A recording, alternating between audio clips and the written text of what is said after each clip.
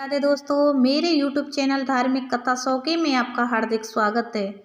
जो भाई बहन मेरे चैनल को देख रहे हैं वो चैनल को सब्सक्राइब करें, ज़्यादा से ज़्यादा लोगों में शेयर करें एवं लाइक करें और प्यारी प्यारी वीडियो देखने के लिए बेल आइकन को क्लिक करें, जिसके आपके पास सभी वीडियो का नोटिफिकेशन पहुंचता रहे। तो मैं आज आपको शनिवार की विधि, शनिवार की व्रत कथा, शनिवार का व्रत करने से क्या लाभ है, इन सब के बारे में बता रही हूँ। तो सभी भक्तों को प्रेम से बोलना है, शनिदेव महाराज की जय। सभी ग्रहों में शनि का मनुष्य पर सबसे हानिकारक प्रकोप होता है, अतः शनिवार का व्रत करते हुए शनि देवता की पूजा अर्चना करनी चाहिए। वैसे तो शनिवार का व्रत कभी भी शुरू किया जा सकता है, लेकिन श्रावण मास में शनिवार का व्रत प्रारंभ करने का विशेष महत्व माना गया है। शनिवार व्रत का लाभ है, ब्रह्म मुहूर्त में उठकर नदी या कुएं के जल में स्नान करें, तत्पश्चात पीपल के वृक्ष पर जल अर्पण करें, लोहे से बनी शनि देवता की मूर्ति को पंचामृत से स्नान कराएं, फिर इस मूर्ति को चावलों से बनाए 24 दल के कमल पर स्थापित करें।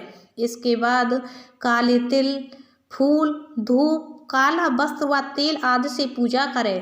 पूजन के दौरान शनि के इन 10 नामों का उच्चारण करें: कोड़स्थ, कृष्ण, पिपल्ला, सौरी, यम, पिंगलो, रौद्रोत्तको, बब्रू, मंद, शनिचरा। पूजन के बाद पीपल के वृक्ष के तने पर सूत के धागे से 7 परिक्रमा करें। इसके पश्चात निम्न मंत्र से शनि देव की प्रार्थना करें: शनिचरः नमस्तुभ्यं, नमस्ते त्वत्वराहवे केतवे, अथ नमस्तुभ्यं सर्व शांति प्रदो भव। इसी तरह 7 शनिवार तक व्रत करते हुए शनि के प्रकोप से सुरक्षा के लिए शनि मंत्र की समिधाओं में, राहु की कुदृष्टि से सुरक्षा के लिए दुर्वा की समिधा में, केतु से सुरक्षा के लिए केतु मंत्र में, कुशा की समिधा में कृष्ण जौ काले तिल से 108 आहुति प्रत्येक के लिए देनी चाहिए। फिर अपनी क्षमता अनुसार ब्राह्मण को भोजन कराए तथा लोहे वस्तु, धन आदि का दान करें। इस तरह शनिदेव का व्रत करने से दुर्भाग्य को भी सौभाग्य में बदला जा सकता है तथा हर विपत्ति दूर होती है। शनिवार व्रत कथा। एक समय स्वर्गलोक में सबसे बड़ा कौन के प्रश्न पर 9 ग्रहों में वाद विवाद हो गया। विवाद इतना बड़ा कि परस्पर भयंकर युद्ध की स्थिति बन गई। निर्णय के लिए सभी देवता देवराज इंद्र के पास पहुंचे और बोले, हे देवराज, आपको निर्णय करना होगा कि हम में से सबसे बड़ा कौन है। देवताओं का प्रश्न सुनकर देवराज इंद्र उलझन में पड़ गए। इंद्र बोले, मैं इस प्रश्न का उत्तर देने में असमर्थ हूँ। हम सभी पृथ्वी लोक में उज्जैनी नगरी में राजा विक्रमादित्य के पास चलते हैं। देवराज इंद्र सहित सभी ग्रह देवता उज्जैनी नगरी पहुँचे। महल में पहुंचकर जब देवताओं ने उनसे अपना प्रश्न पूछा तो राजा विक्रमादित्य भी कुछ देर के लिए परेशान हो उठे, क्योंकि सभी देवता अपनी अपनी शक्तियों के कारण महान थे। किसी को भी छोटा या बड़ा कह देने से उनके क्रोध के प्रकोप से भयंकर हानि पहुंच सकती थी। अचानक राजा विक्रमादित्य को एक उपाय सूझा और उन्होंने विभिन्न धातुओं, स्वर्ण, रजत, कांसा, ताम्र, सीसा, रांगा, जस्ता, अब्रक व लोहे के 9 आसन बनवाए। धातुओं के गुणों के अनुसार सभी आसनों को एक दूसरे के पीछे रखवाकर उन्होंने देवताओं को अपने अपने सिंहासन पर बैठने को कहा। देवताओं को बैठने के बाद राजा विक्रमादित्य ने कहा, आपका निर्णय तो स्वयं हो गया। जो सबसे पहले सिंहासन पर विराजमान है वही सबसे बड़ा है। राजा विक्रमादित्य के निर्णय को सुनकर शनि देवता ने सबसे पीछे आसन पर बैठने के कारण अपने को छोटा जानकर क्रोधित होकर कहा, राजा विक्रमादित्य, तुमने मुझे सबसे पीछे बैठा कर मेरा अपमान किया है। तुम मेरी शक्तियों से परिचित नहीं हो, मैं तुम्हारा सर्वनाश कर दूंगा। शनि ने कहा, सूर्य 1 राशि पर 1 महीने, चंद्रमा 2.25 दिन, मंगल 1.5 महीने, बुध और शुक्र 1 महीने, बृहस्पति 13 महीने रहते हैं। लेकिन मैं किसी राशि पर 7.5 वर्ष 7.5 तक रहता हूँ। बड़े बड़े देवताओं को मैंने अपने प्रकोप से पीड़ित किया है। राम को 7.5 के कारण ही वन में जाकर रहना पड़ा और रावण को 7.5 के कारण ही युद्ध में मृत्यु का शिकार करना पड़ा। राजा, अब तू मेरे प्रकोप से नहीं बच सकेगा। इसके बाद अन्य ग्रहों के देवता तो प्रसन्नता के साथ चले गए, परंतु शनिदेव बड़े क्रोध के साथ वहां से विदा हुए। राजा विक्रमादित्य पहले की तरह ही न्याय करते रहे। उनके राज्य में सभी स्त्री पुरुष बहुत आनंद से जीवन यापन कर रहे थे।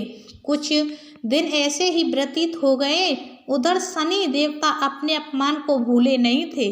विक्रमादित्य से बदला लेने के लिए एक दिन शनिदेव ने घोड़े के व्यापारी का रूप धारण किया और बहुत से घोड़ों के साथ उज्जैनी नगरी पहुँचे। राजा विक्रमादित्य ने राज्य में किसी घोड़े के व्यापारी के आने का समाचार सुना तो अपने अश्वपाल को कुछ घोड़े खरीदने के लिए भेजा।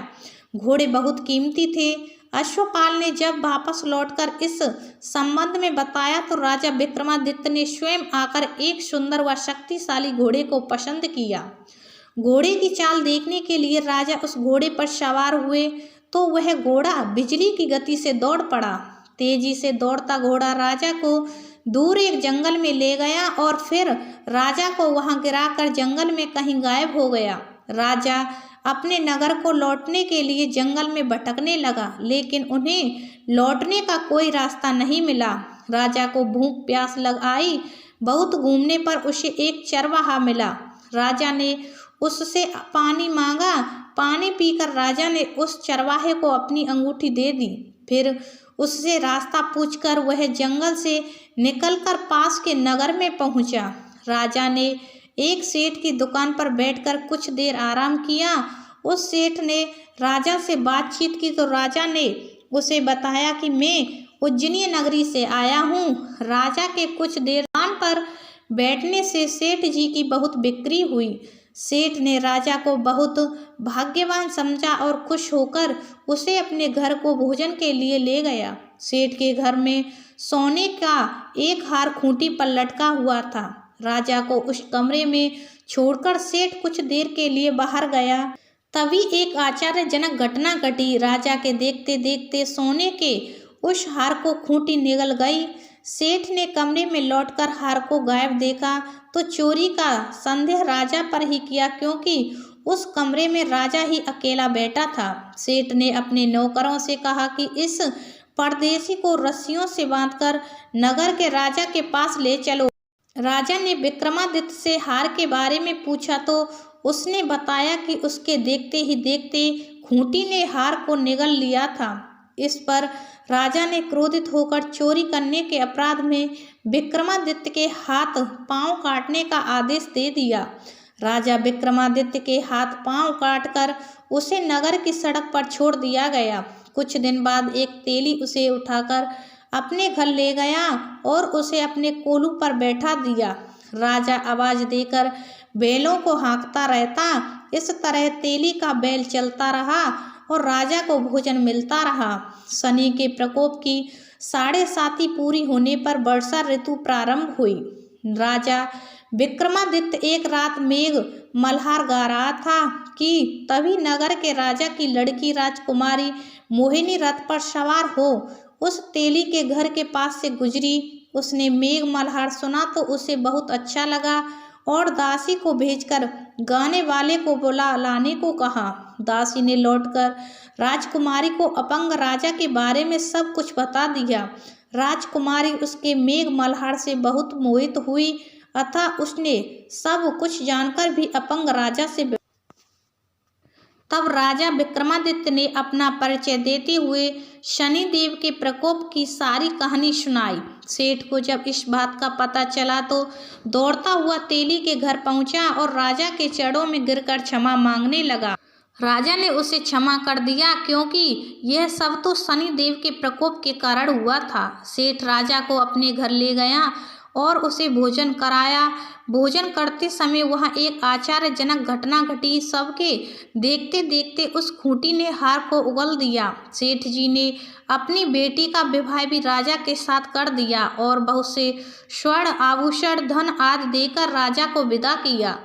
राजा विक्रमादित्य राजकुमारी मोहिनी और सेठ की बेटी के साथ उज्जैनी नगरी पहुँचे तो नगर वासियों ने हर्ष से उनका स्वागत किया। अगले दिन राजा विक्रमादित्य ने पूरे राज्य में घोषणा कराई कि शनिदेव सब देवों के देव हैं तथा सर्वश्रेष्ठ हैं। प्रत्येक स्त्री पुरुष शनिवार को उनका व्रत करे और व्रत कथा अवश्य सुने। राजा विक्रमादित्य की घोषणा से शनिदेव बहुत प्रसन्न हुए। शनिवार का व्रत करने और व्रत कथा सुनने के कारण सभी लोगों की मनोकामनाएं शनिदेव की अनुकंपा से पूरी होने लगीं। सभी लोग आनंद पूर्वक रहने लगे। ये शनिवार की कथा हुई समाप्त। बोलो शनिदेव महाराज की जय।